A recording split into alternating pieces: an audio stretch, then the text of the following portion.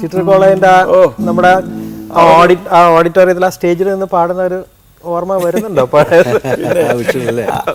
എനിക്ക് ഭയങ്കര ഇഷ്ടമാണ്, ഹിന്ദുസ്ഥാനിയോട് ഭയങ്കര ഇഷ്ടം. അതുകൊണ്ട് തന്നെ രമേശിൻ്റെ ഒരു എന്താ പറയണ്ട ആ ഒരു വളർച്ച എനിക്ക് ഭയങ്കര ഒരു സന്തോഷമായിരുന്നു. കാരണം അന്ന് ഹിന്ദുസ്ഥാനി പഠിക്കാന്ന് വെച്ചാൽ നമുക്ക് ഒന്നും ചെയ്യാൻ പറ്റില്ലല്ലോ. അപ്പോൾ ഇങ്ങനെ ഒരാൾ കുറച്ച് കാലത്തിന് ഒരു ശബ്ദം ഉണ്ടായിരുന്നില്ല.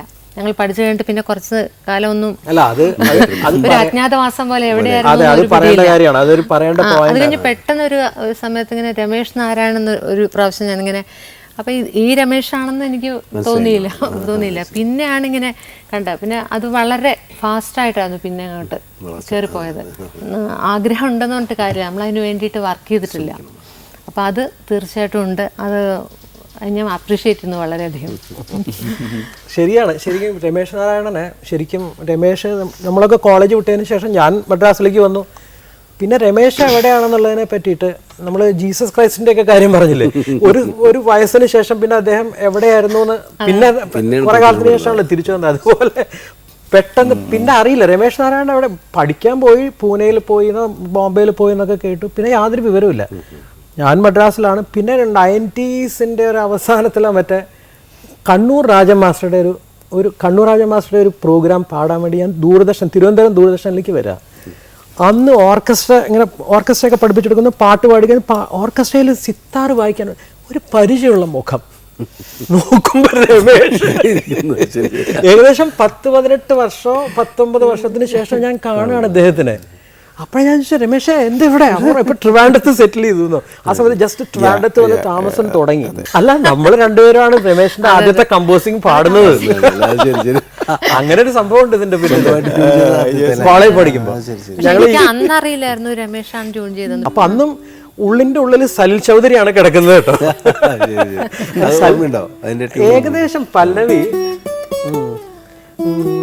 മകരമഞ്ചീരങ്ങളെവിടെ നിന്റെ മകരമഞ്ചീരങ്ങളെവിടെ നിന്റെ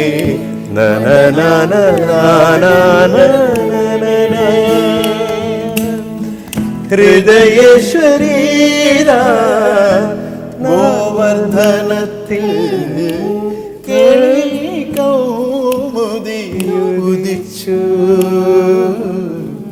കേളികൗമുദിയരിച്ചു മകരമഞ്ചീരങ്ങളെ വിഴി നിന്റെ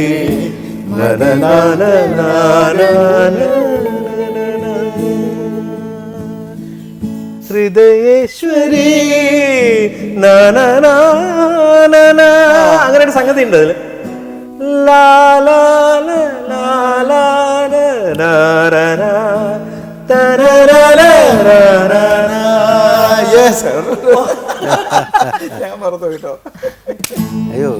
ഉഗ്രൻ ട്യൂണായിരുന്നു.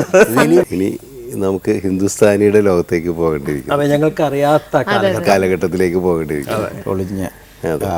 കോളേജിൽ നിന്ന് വിട്ടിട്ട് കേരളം വിട്ടു പോയതിനു ശേഷമുള്ള ജീവിതം. അതിനൊരു കാരണക്കാരൻ എൻ്റെ ചേട്ടനാണ്, രാംദാസ് ജി. അദ്ദേഹം പട്ടാളത്തിലായിരുന്നു, പൂനെയിൽ.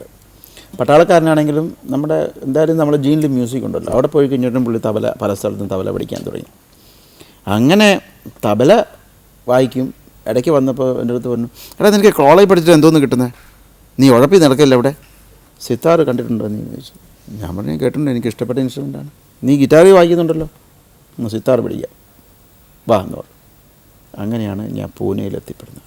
അന്ന് ഞാൻ അവിടെ പൂനെയിൽ ഖഡ്കി എന്ന സ്ഥലത്ത് ചേട്ടൻ്റെ കൂടെ ഫൗജി മന്ദിറിൽ ഒരു പൂജാരിയായിട്ട് അങ്ങനെ ജീവിതം ആരംഭിച്ചു. അത് ആ കാലം നമുക്ക് വിശദമായിട്ട് അറിയണം. അതുകൊണ്ട് അതിനു മുമ്പ് ഇവരെ നമുക്ക് പറഞ്ഞേക്കണം. അല്ല, ഞങ്ങൾക്ക് ആഗ്രഹമുണ്ട്. ഞങ്ങൾക്ക് ഇനി ടി വിയിൽ വരുമ്പോൾ ഞങ്ങളുടെ കിറ്റ്നാറിസ്റ്റ് എങ്ങനെ സിത്താറിസ്റ്റ് അറിയാൻ ഞങ്ങൾക്കും താല്പര്യമുണ്ട്. ഞങ്ങൾ പോയി ടി വിയുടെ മുമ്പിലിരുന്ന് കാണാം ബാക്കിയുള്ള കാര്യം.